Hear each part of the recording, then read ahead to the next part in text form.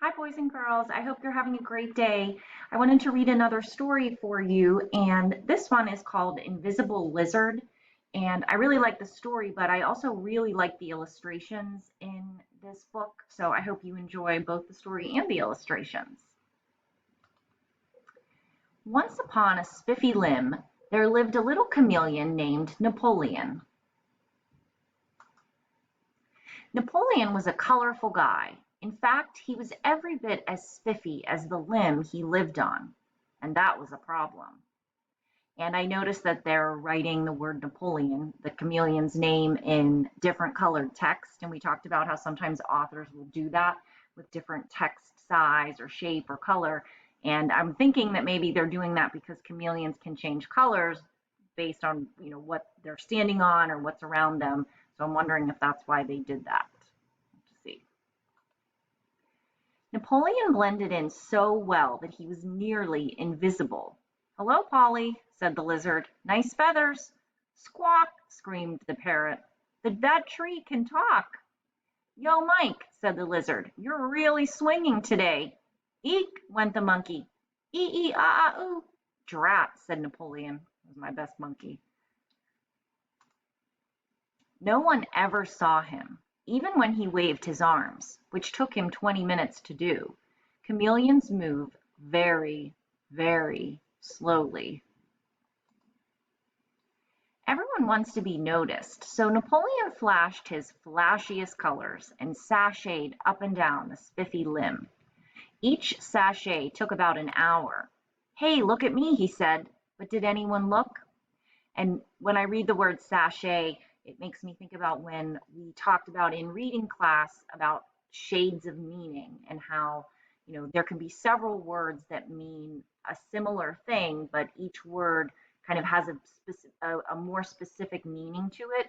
And sachet would be a good word that talks about movement, but it's the way that he's walking up and down the limb. And it's kind of like you're, kind of going like this and, sashaying up the limb, trying to kind of call attention to himself. So it made me think of the shades of meaning that we learned about.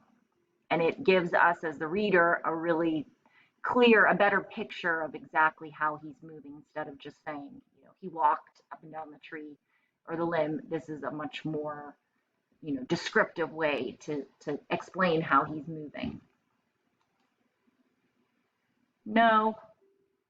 So I think I talked there for a little bit, but the question, did anyone look? And then the answer, no. He wove a wicker welcome mat. It took a week. No one saw it. Aw. He made a trumpet flower bird bath. "Hey, Polly, are you thirsty?" "No, Polly."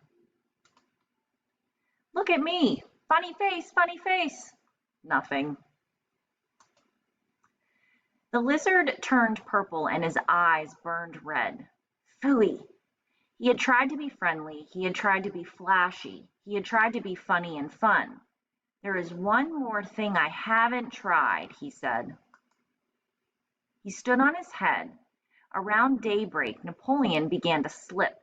There are two things a chameleon can do very fast. Falling is one. Flicking his tongue is the other. Suddenly everyone saw him.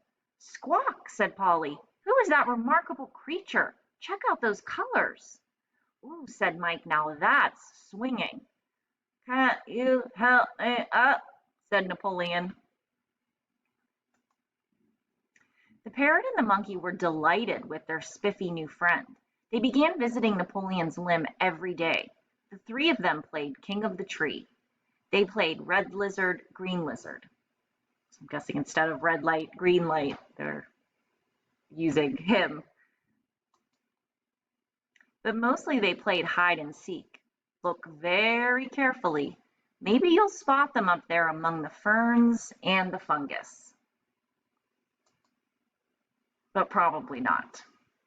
All right, so I hope you enjoyed that story. Just, something different to read. And I'm glad that Napoleon was able to finally meet some friends and have fun with his new friends. So Of course, I miss you. I hope you are doing great. And thanks for all your hard work. And I'll talk with you soon. Bye. Take care, guys.